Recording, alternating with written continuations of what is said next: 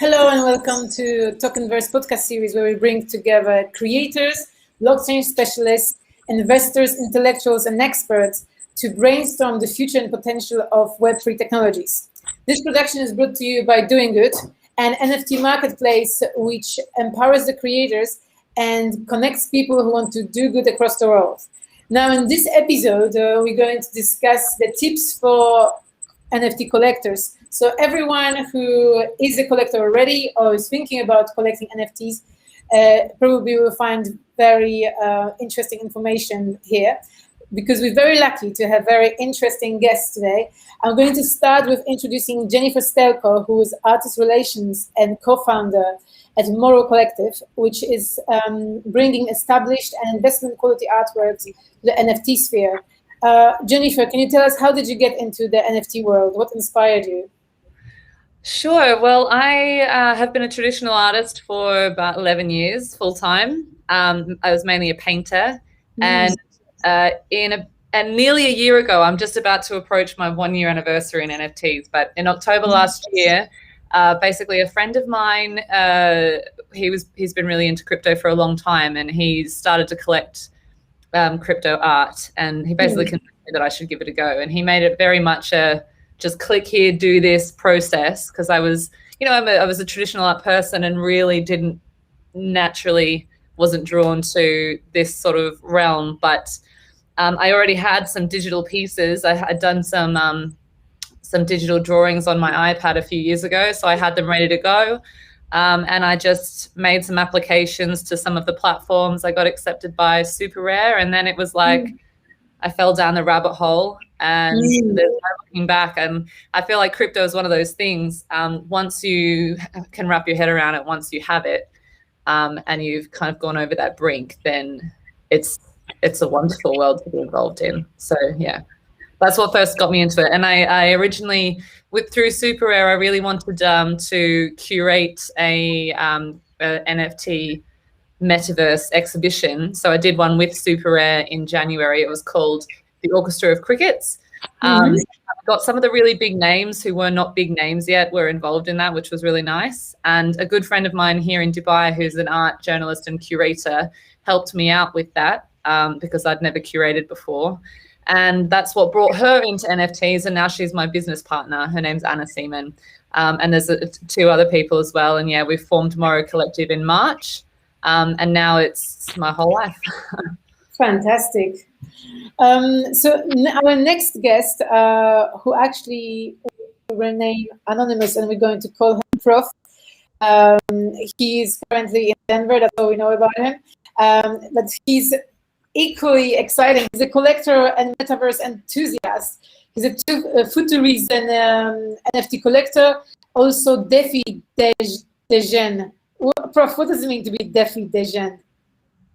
So I do a lot of experimenting with decentralized finance.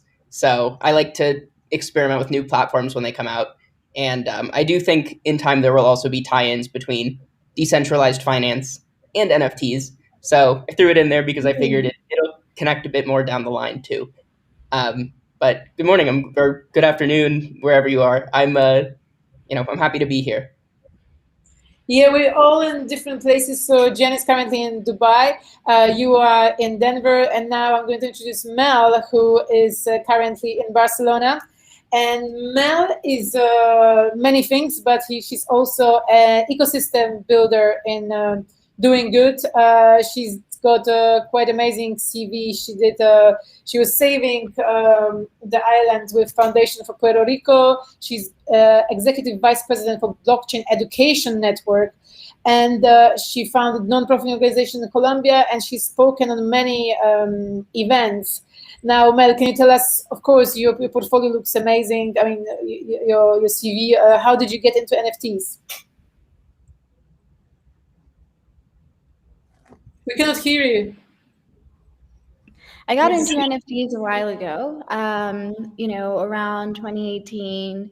I think punks and CryptoKitties was around at that time, and everyone was kind of like experimenting or seeing, this use case that was coming up, as well as POAP, and Patricio's team has done such an amazing job with POAPs. And so I think that, if you've been in the ecosystem for about 4 years, you've dabbled with NFTs here and there in different conferences and this kind of thing.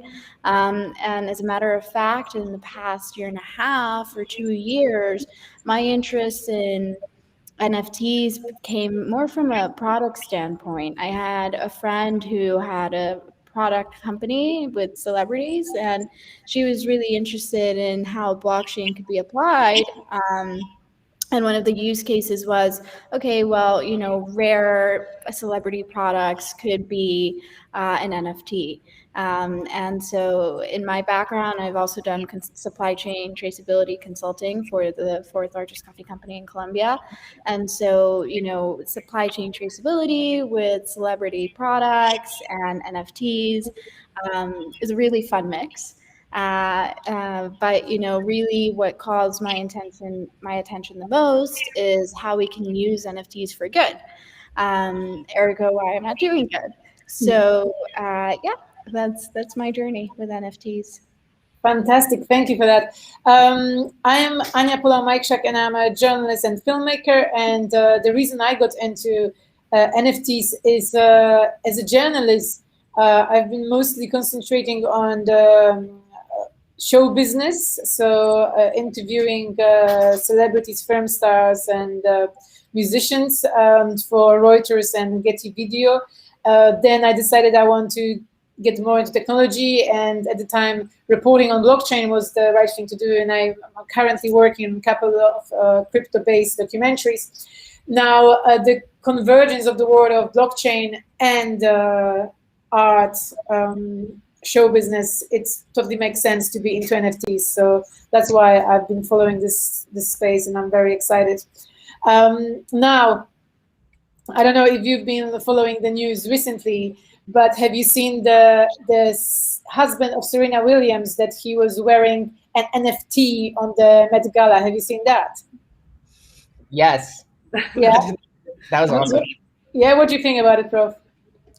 I think it's cool. I know that he has been pretty involved in the NFT space for a while now. And so, yeah, I thought it was, where punks in general are starting to get a lot of mainstream attraction. And that's a lot of people's kind of bridge into crypto, right? People see articles about punks and why they're, why people think, why is this selling for $1 million?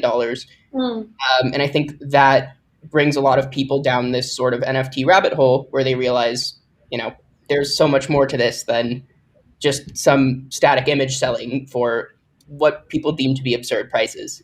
So I think it's cool to get that kind of exposure. And yeah, it feels right at this point in time to see a punk in the press like that. Well, can you tell us what's the definition of punk? Yeah, well, you mean just what a CryptoPunk kind of is, or what it signifies? In the context that you just used just now.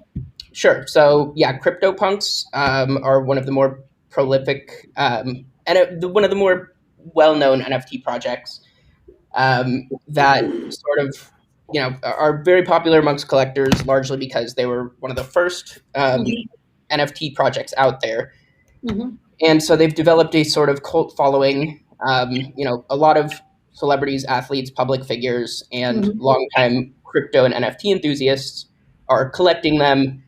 Now people are fractionalizing them. So, collection groups of people can collectively own a punk. And then, they also are known for having a very strong community of pretty diehard fans. So punks have really kind of, it's the first thing a lot of people see. And the first way a lot of people hear about NFTs. Fantastic, thank you for that. And I think we should just assume that everyone is actually familiar with the concepts of around the NFTs and jargon.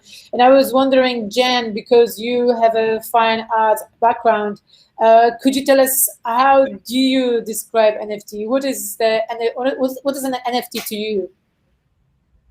So NFT, I mean, I'm all about the fine art NFTs, so the one-of-ones that are, the sort of realization of an artist's imagination in digital form, but not necessarily created digitally. So I really quite like to see paintings and sculptures and, you know, other forms of physical art given a digital life. So not necessarily just like a photo of one, but for example, we have an exhibition coming up that opens in a few days, and we have this huge sculpture that's a ball, and it's made of like all these small plastic toys, and it's sprayed white. And we've made a sort of 3D interactive GLTF file of that, which is really cool, and it means that you can get in closer to it than you would if it was in a glass case. So it's got a reason to be digital. And when we create NFTs from paintings and collages and drawings and things, we like to really like animate them and add audio and basically give them a reason to be a digital file, because they're already very impressive as a physical piece of art. And what's cool about them is that you can stand in front of them and see them and hold them. But what's wonderful about them being digital is that all of a sudden, like, there's no boundaries instigated by gravity or physics or anything. You can really kind of go wild. So to me, NFTs are not just like a pretty picture, but something that has some like substance and narrative behind it, something that makes you feel something. Also, we really love to create exhibitions of NFTs so that we can see two pieces of art next to each other, and that usually forms like a dialogue and another relationship, and can do kind of a storytelling. Yeah. So that's it for me. That's what I love. Thank you. That's a very poetic description. Mel, do you have anything to add to this? How would you describe NFT? You need to switch Well, I think, yeah. Well, I think that, you know, in the way that we're seeing the market right now, the trend that we're seeing are NFTs as collectibles, right? And I think that can be a lot of fun. But to be honest with you, my favorite use case of NFTs include NFTs for experiences. I think that, you know, bridging together the physical and virtual world is very important. And one of the coolest ways we can do that is through experiences. And so I really look forward to the day that we do more of this. And I know for a fact that there's more coming out in this regard, and that agencies working with celebrities are moving in this way. In addition to memberships are going to be so cool in NFTs.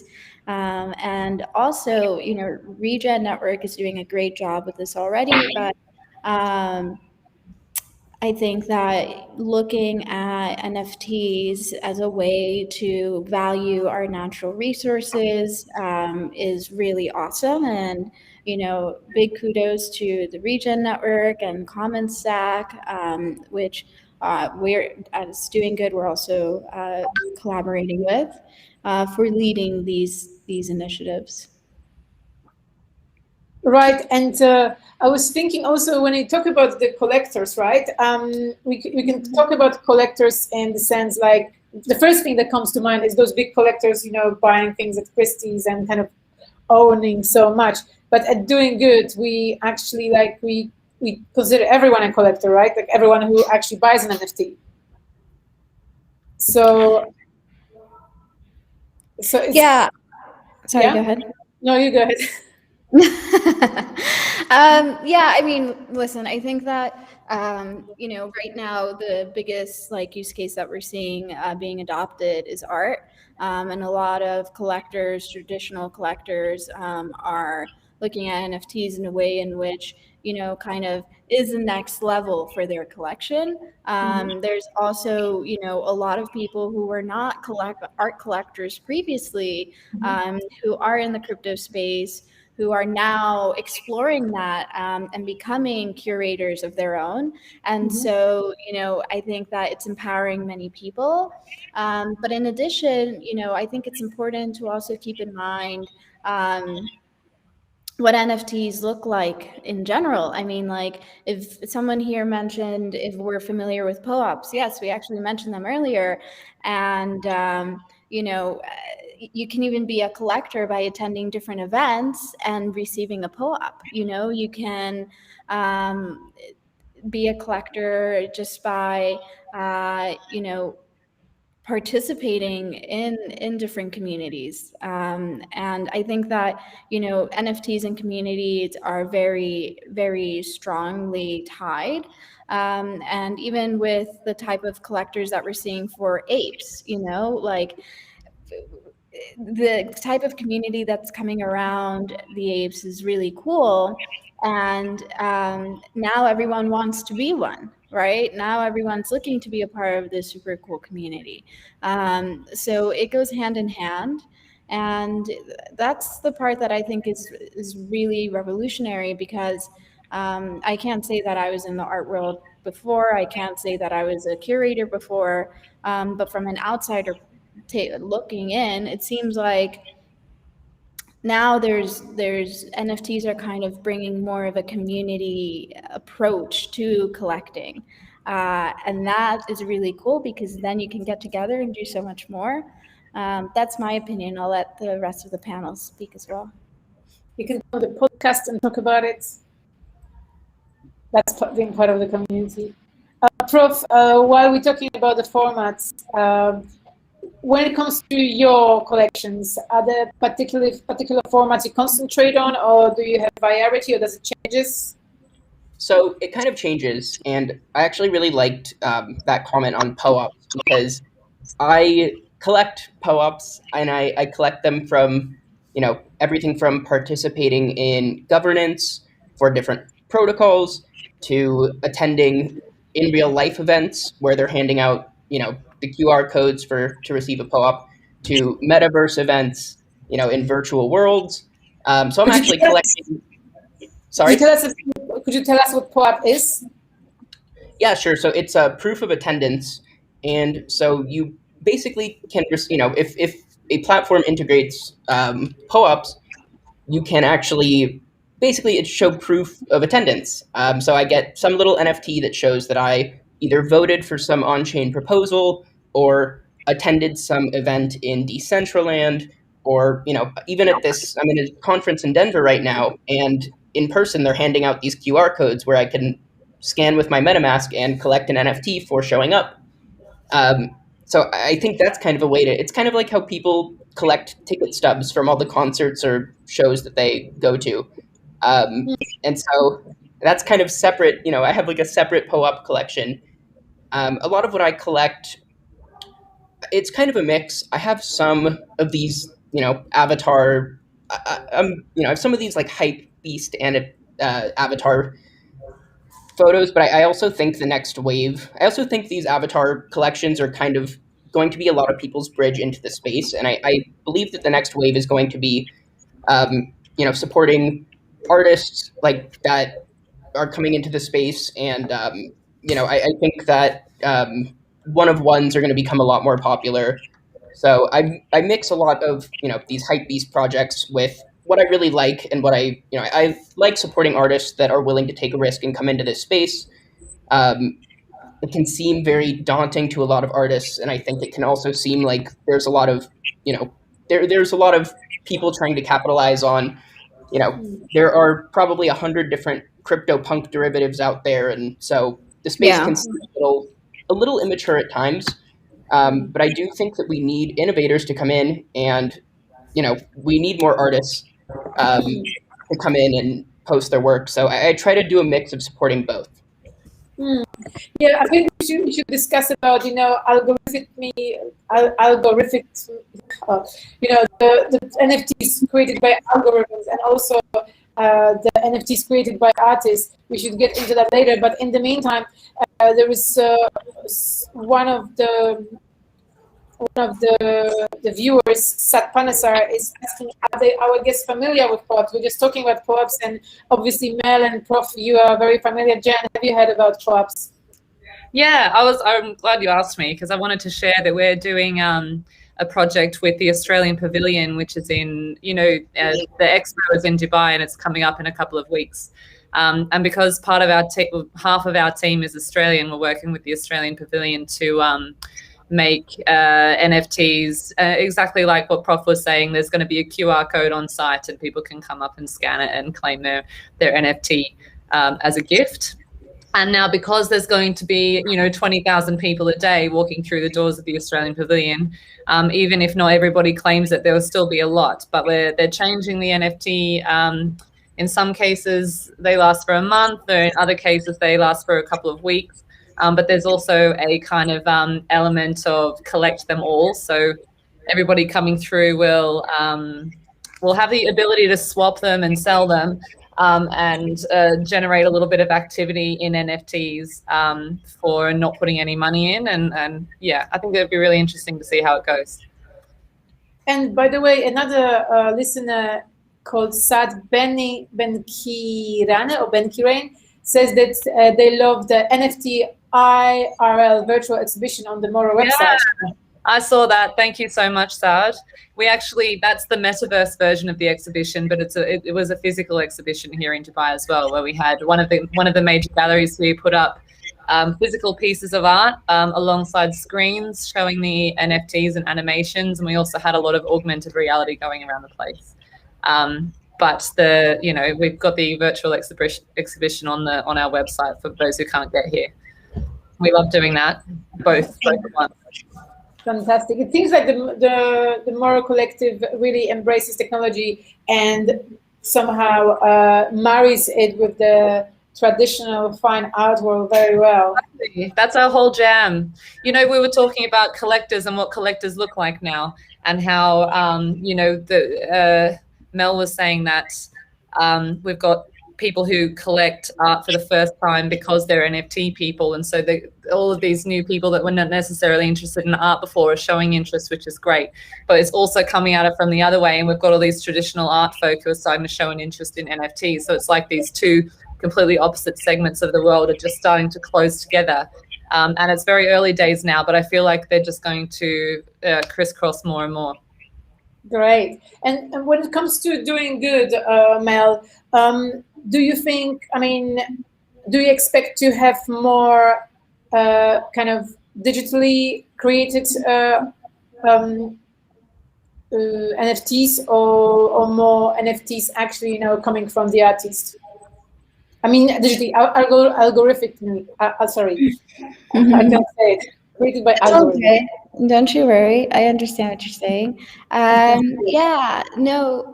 Listen, the creators that we have right now to be some of our first creators are actually all making their artwork. I believe we have maybe a small percentage that are doing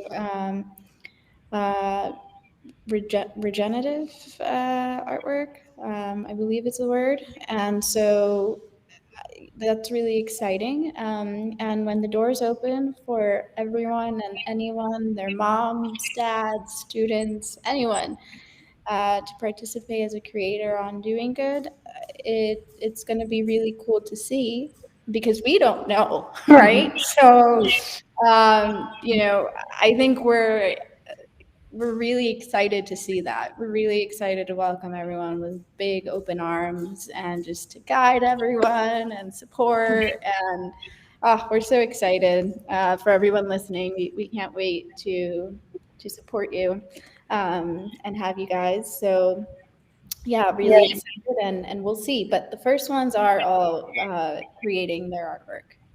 Great. Prof, are you going to get some NFTs on DoinGud's platform? Yeah, of course. I've been following for a while, and I'm very, very excited. And yeah, I'm a big fan, so I absolutely. And I wanted to ask you, were you an art collector or collector of anything before you got into NFTs? So I don't really have a traditional art background, but I have I attend many art fairs pretty much all over Southern California, and then I've been going to Miami Art Week for a few years, and so I don't really have a traditional background, but I love to show up and ask questions. I have a few physical pieces, So I have always been interested in art. I'd say that the NFTs that I collect are a bit different than what I collect not real life, but in the physical world. But yeah, it's just different right now. I also like the ability to what really got me into NFTs in the first place was sort of these immersive virtual worlds like Decentraland, Somnium Space, Crypto Voxels. And I like the idea of being able to publicly display, my first thought was, oh, art gallery in the metaverse. So before I even collected art, I was buying virtual real estate so that I could set up these galleries down the line. And so I was kind of looking at who the audience is in crypto at the time and, what NFTs were really out there. The space has come a long way, and I think we still have a lot more maturing to do. But I started basically buying around this idea of creating galleries in the metaverse. And so I almost have enough art to actually build something out. But I also think that last thing I'll say on this is that I think there are a lot of platforms coming out that are specifically for galleries. So in these immersive virtual worlds, anyone can buy a parcel and build out a gallery on it. But there are also really cool platforms coming out that are specifically gallery focused that I'm really paying a lot of attention to. Mm-hmm. So kind of a long-winded answer, but yeah, super cool. Excellent. We've got the question, another question from Sat Panesar, and maybe Jen. We can all talk about it, but perhaps Jen, you'll be the first person to answer it. What do you say to get traditional gallery owners and or art collectors to step into the world of NFTs? How do you convince them? Well, the first step is artists. So we found this lovely flow because we've first we signed on actually with galleries. We birthed the idea of MORROW Collective in March, and it was about 10 days before Art Dubai, which is a world art fair, and it was the first one that was going to be hosted in the world since COVID. So it was a really big deal. And we took ourselves to the art fair, and it was a perfect place to sort of pitch at all of the galleries at once.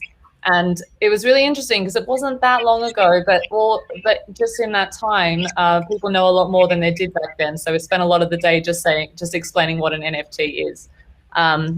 But once we got a few galleries in, it was a case of kind of saying, we can do all of the technical stuff for you. You just need to agree to give us a few pieces of art to work with.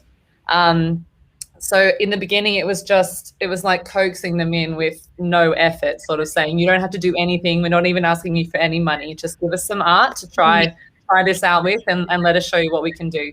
So we got the galleries into it that way, and with them came their artists.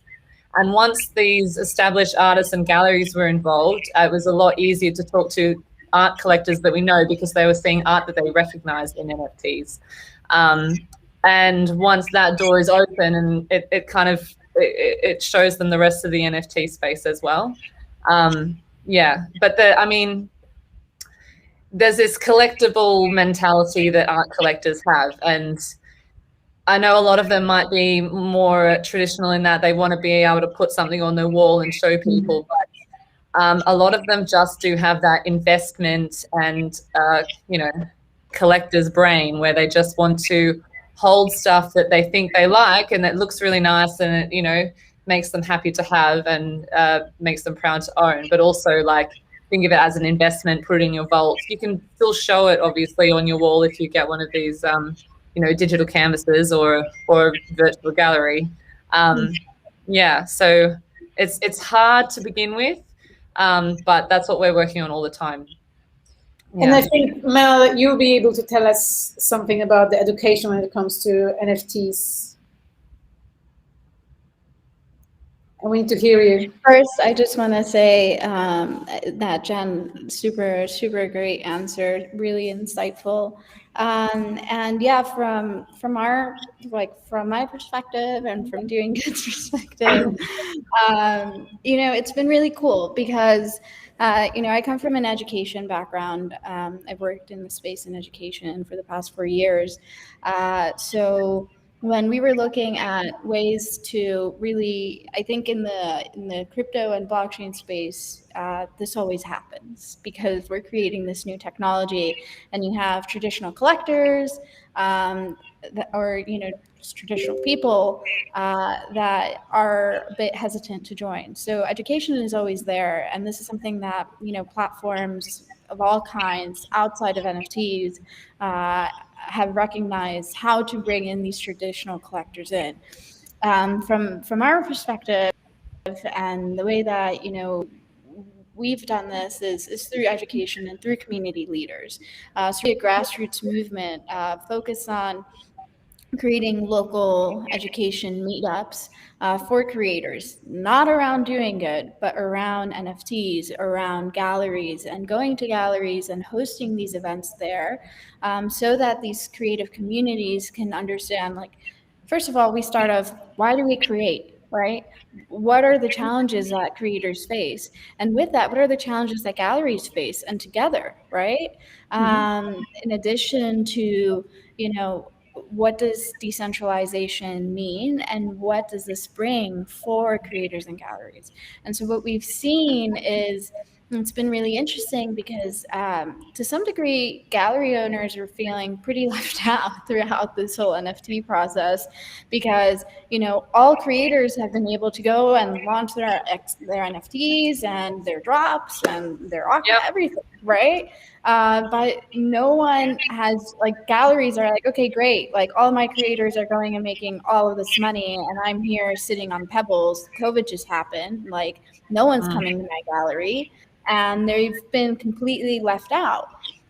So at DoinGud, something that we're doing is we're having this gallery feature that we mentioned, and it's coming out in the process in the next few months, where anyone will be able to have their gallery, including galleries, and curate and, make offers to creators and say, hey, I want you on my gallery, right? So that's super cool. And the response that we've seen in these education meetups with these galleries and creators are more traditional.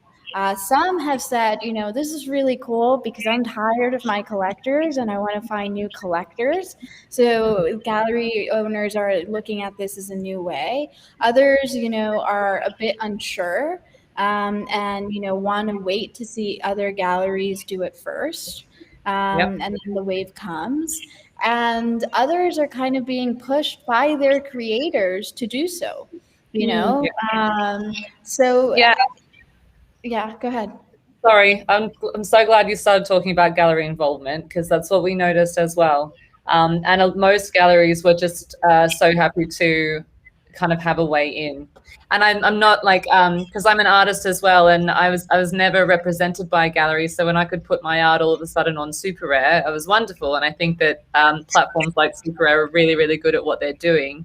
But yeah, it's good. It's important, I think, to build spaces where galleries can become involved. And what that actually does, I think, is lift the space in so many ways, because galleries, they're not just like a white box that hangs the pictures and takes a 50% cut, as a lot of people think. It's more like, they nurture the art, they curate it, they bring this like top tier quality control, and they really nurture important art as well, so they can do a lot for the space.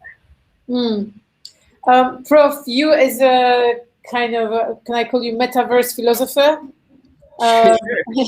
So how do you, what we're talking about, like there is galleries which are metaverse, like, I don't know, the ones you were starting with, to start with, Decentraland and so on. But then also the fact that, there is opportunities for traditional galleries to come into metaverse through platforms like DoinGud. So what's going to happen in that space? What do you think? Yeah, that's a good question. I can kind of tie that in with education as well, because right now I'm working with an architect who's in his 70s, and he's built physical buildings all over the world, and so there's this huge he also hasn't started an architecture school, so I'm trying to educate first this architect on the process of these are the possibilities within the metaverse. You build all these physical buildings, but people would love to own, you don't even have to import these buildings into a virtual world, but there's something beautiful about owning, like, a rendering of a building. And so from there, I also think that there's this aspect of, this architecture school, right, that he started. And there are all of these students that are probably paying quite a good deal of money to attend architecture school, and they're all working on their own projects. So there's this potentially on a platform like DoinGud, there's the opportunity for this architecture school to have a gallery and promote all of their students and potentially create, it's expensive being a student, and there are ways that the school can help, in my opinion, help students promote their work and, bring in hopefully some income. But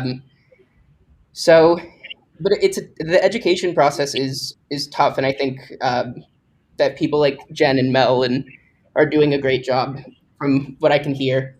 But it's tough. It is tough to bring people in, but it's once you kind of show them the possibilities, and as platforms evolve, like DoinGud's, gallery style curation model, I think it'll be more appealing and more understandable to traditional galleries.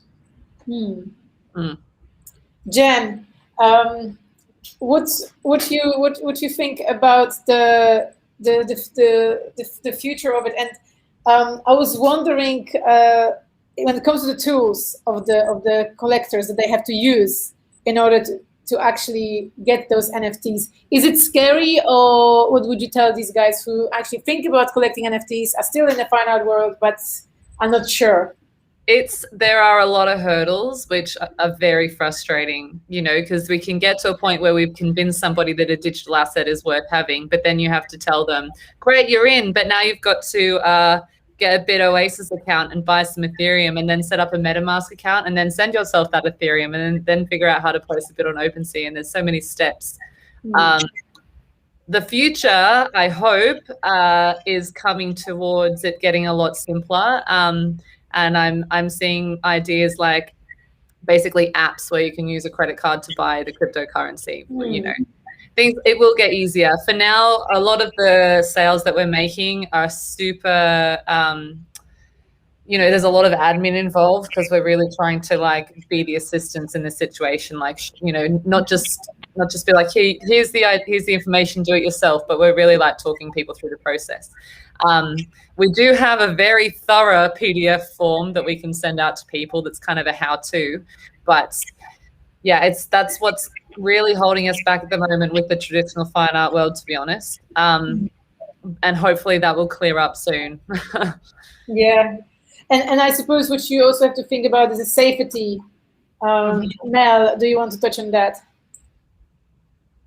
Yeah, thank you. I think it's really important, as we have newcomers onto the space, and as we have even those who have been in the space for a while start looking at NFTs and want to start collecting, it's really important that everyone understands how to remain safe, and that they understand, how this really works. Because there are influencers in the market, there are people that don't have good intentions with some of the NFTs that they launch. So for this reason, when you're analyzing or you're looking to start collecting NFTs, one, just please don't give your seed phrase to anyone. Just it's super important. Definitely write it down. Underline. And two, if you start acquiring multiple NFTs and you have a good amount of value, use a cold wallet storage so that you can keep those safe. What is a cold wallet storage unit? This is a wallet that is not like MetaMask or Coinbase or Gemini or any of these. This is a hardware wallet, and you connect it and you're able to store your NFTs in this hardware wallet or your crypto. This is much less easier to be hacked. And then the third, I'd say, is also, just if you want to be a successful collector or a successful creator in the space, you most likely definitely have to engage in crypto Twitter. And so definitely engage in crypto Twitter, and that's really important, but also be mindful of what you're putting out there. You know, if you want to have that safety, perhaps don't share the wallet where you have all your crypto and all your NFTs. Perhaps if you want to share one of your pieces, move it to a wallet where you're okay with that being public. Because as you grow, you will start getting more attention, and any of these old tweets someone can find, and just be safe. Now, for collecting, I'd say, you know, it's really important to one, who's the designer? Who's the artist creating these pieces? Who's the team? Have they launched any other NFTs? Have they been in this space for a while? What is their story? And really look at collecting NFTs that, one, you know, you can see that perhaps there's a history, that they have a story that is really going to, you believe in the future of, and, you know, has a value that is being created. And also, you know, take a look on crypto Twitter what the community is saying. I'll give you an example. There was a couple weeks ago, this NFT for that they were marketing it, that it was for empowering African American women, and I think it was called Queenship. And so World of Women had just launched a week beforehand. And so everyone was really excited about this because they were like, oh, I wasn't able to participate in a World of Women, but this one's the next NFT and they're going to be empowering African American women. So that's even better. And long story short, it seemed like this was Russian developers creating these NFTs for the purpose of creating a rug pull, which basically means that you dump on the market, essentially. And, you know, this is really important. And how is the community able to know that this was happening? Well, from the very beginning, they were asking for the smart contract, or they were asking, who's the designer? Why don't we recognize your names? Your Twitter handles lead to accounts that seem like are men, not women, holding this account. So it's really important to start doing these research, because that led to many questions. And right before there was the mint launch where you could go and mint it yourself, there was a huge call for attention on the Twitter space for the NFT community. And basically on that Twitter space, they were informing everyone that, you know, these were not authentic designers or creators, that, you know, this was people with ill intentions that were taking advantage of this marketing around African American women NFTs. Now, what led that conversation? That conversation was great because no one went and bought this, and actually it opened the space to have conversations of how can we empower more minority creators. Fantastic. Right. But as new collectors come into the space, it's really important that when you see an NFT that you like, that you're willing to never see that money come back, that you're willing to, if you're thinking, oh, I'm going to flip this NFT, that you understand that there's a chance you might not be able to, and you might not be able to even sell it. So you're putting in ETH or Solana or USDC, whatever, or Polygon into these NFTs, but you don't know if you're going to be able to then use that ETH again. So buy NFTs that, you know, you really like and that you're okay with holding and never selling again. Because actually, who knows, 10 years later, that because you were able to hold this NFT, the value might be exponentially higher. Right. So these are just some safety tips, and I'm sure Prof and Jen have more to share, but it's really important for collectors in the space to keep these in mind. Well said. I just want to hammer home the importance, especially for artists, of using a hardware wallet. It makes my stomach churn every time I see someone, you know, especially new people, but people that have been artists that have been in the space for 2-3 years, still not using hardware wallets for whatever reason, and bad things can happen. You know, you just want that extra layer of protection. It's so critical. It can't be emphasized enough. And then one more safety tip I would say is to just be diligent. A lot of time when you hop into these communities, you'll get a lot of solicitation. And at this point in time, it's a little bit hard to monitor. But you do get a lot of solicitation, direct messages. Sometimes people pretend to be other people. So I would just say you have to, you got to kind of be thinking when you receive random direct messages, and you have to do some research and figure out, is this person who they say they are? A lot of the time, probably they are not, but you just kind of want to be aware, I would say. So it's the dangerous NFT world out there, and I think yes, it is probably for people who have some abilities to do their own research, and also are perhaps a bit more courageous than traditional collectors, I would say. Yes, Mel. I would just say too, like, I know for someone who's like listening and they're coming into this like, I want to listen to this and I want to, start collecting.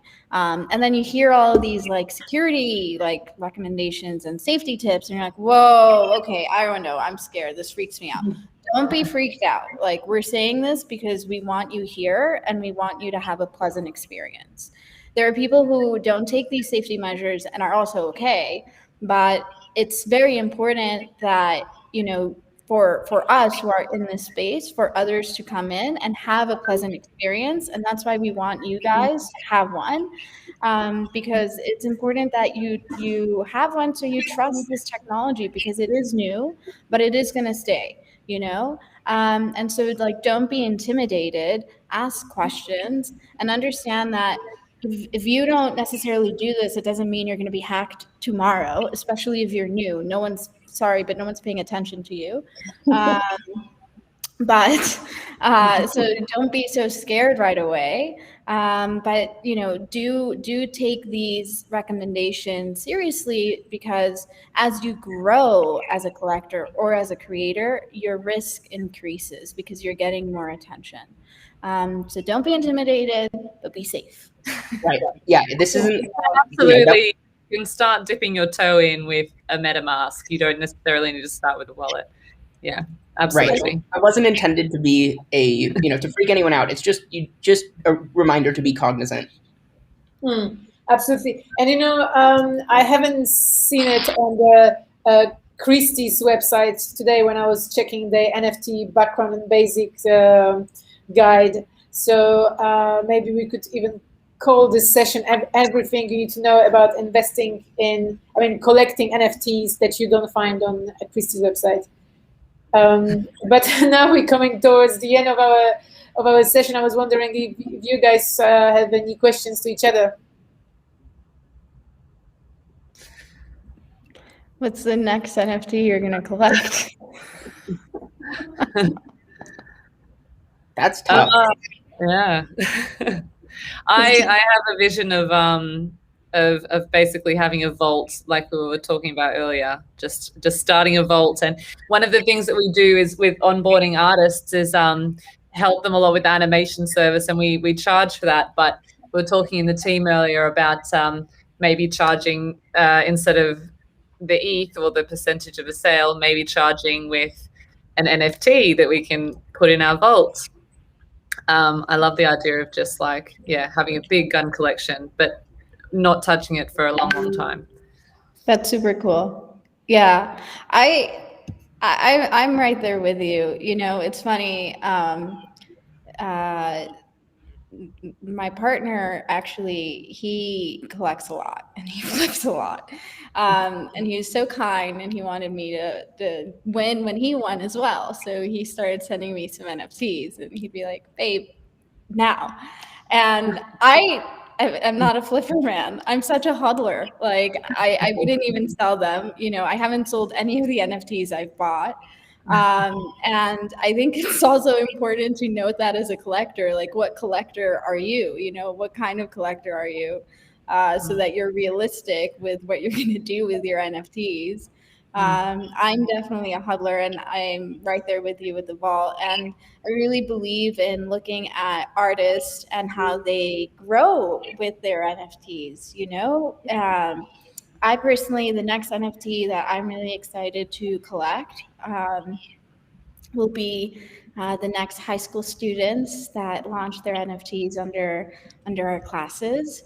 We're going to be working with 2,000 high school students in November to launch NFTs. We had 48 launch their NFTs in June, and they actually all sold.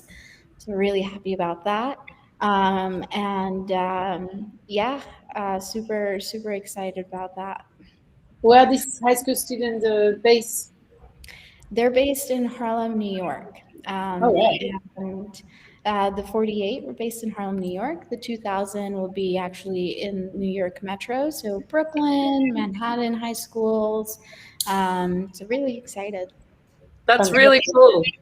I have a vision one day to have an exhibition that's all from Indigenous artists. We've got some Australian Indigenous artists at the moment, but I'd like to get, Indigenous from all corners of the world. I think it would be amazing. We actually, just so you know, DoinGud, we're actually preparing an exhibition around the 17 Sustainable Development Goals. And there's still space for a collective to join. And I've actually been super interested in involving Indigenous tribes and this kind of thing. So we can talk about it some more, but that might be a cool way to do that. Yeah, that sounds great. Great potential partnership coming out of today's session. That would be amazing. But we were talking about the, buying NFTs, but when it comes to actually, yes, we should also say something about the trading, selling NFTs. Prof, do you have experience in that? A little bit. I actually, hold on. I don't sell that much. I mainly just hold what I've got. I've become really interested in collector DAOs, so groups of people pooling money together to acquire, quote unquote, I don't blue chip NFTs or high value NFTs that maybe one can't, personally, there are tons of things that are way out of my price range. But I think I'm really getting into this idea of forming a group of people that all want to own an asset together, forming you go in on it together, you form a community around it. And then from there, maybe you can spin up your own gallery, right? I mean, you can keep collecting over time with this group. So that's sort of what I don't make that many moves, but they're all very, I plan them out pretty far in advance. And this is sort of what I'm focused on right now is this idea of collector DAOs. Yeah. I don't know about Jen, but I'm interested in this DAO. Cool. How do we get in?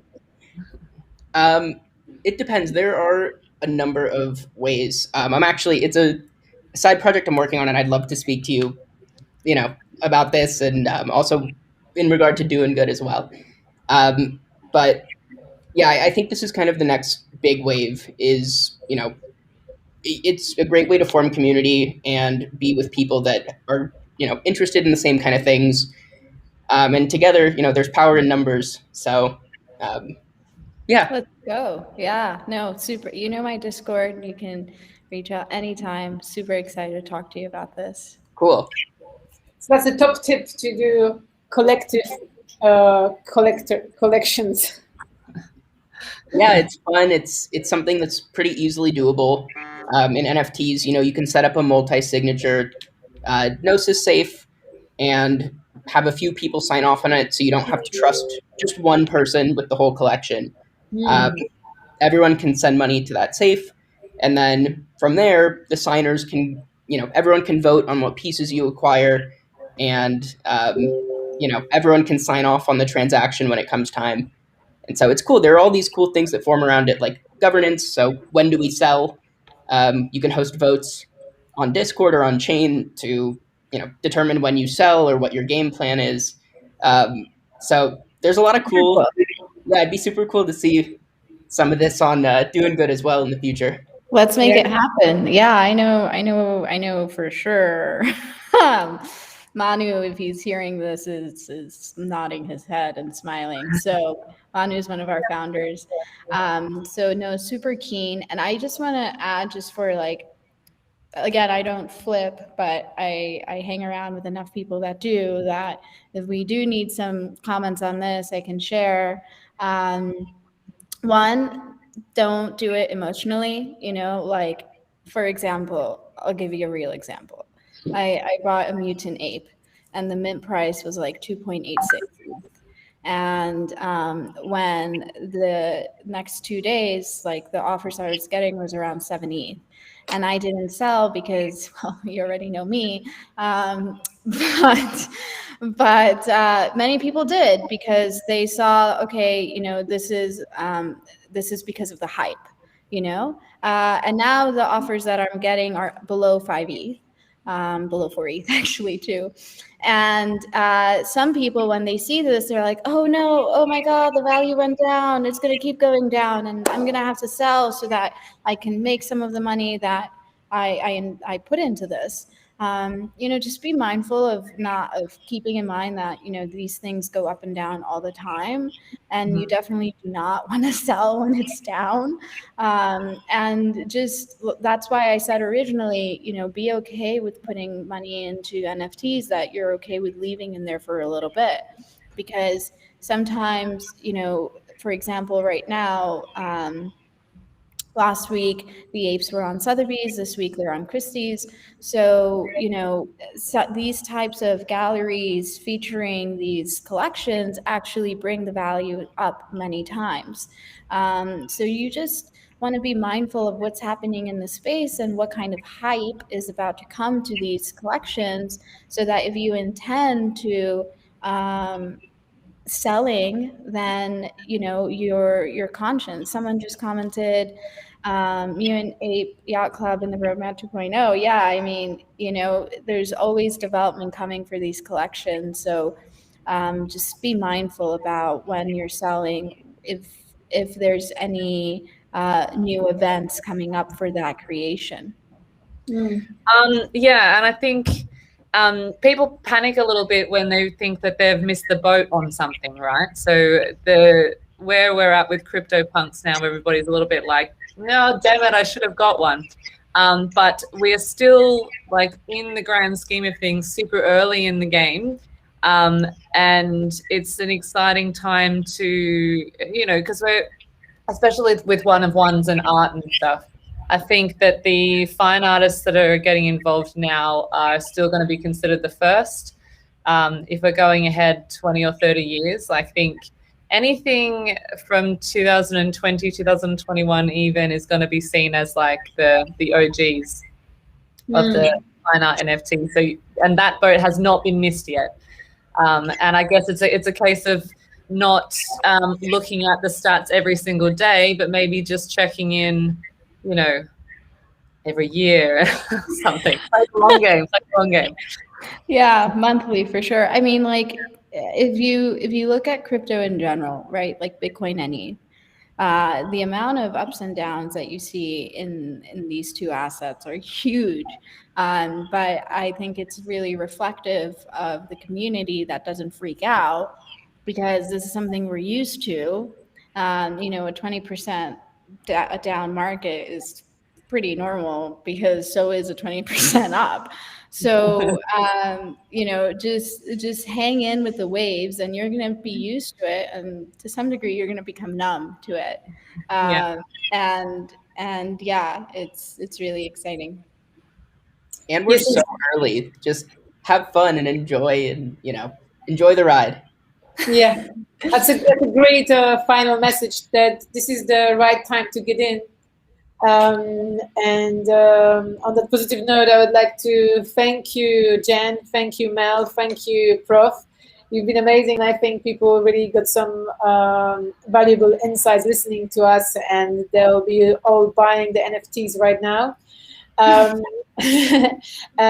So please follow Tokenverse on Twitter, on the DoinGud Twitter handle, and of course join us on Discord. I would like to invite everyone for the Tokenverse next week, where we're going to have a special guest, which we're going to announce at the beginning of the week. But for now, thank you so much, all three of you. Thank you. And thank you. Great to talk to you. And have a great week, everyone. Ciao, ciao. Bye, bye. See you soon. Bye, everyone. Bye. Ciao, Thank you. take care. Thank you.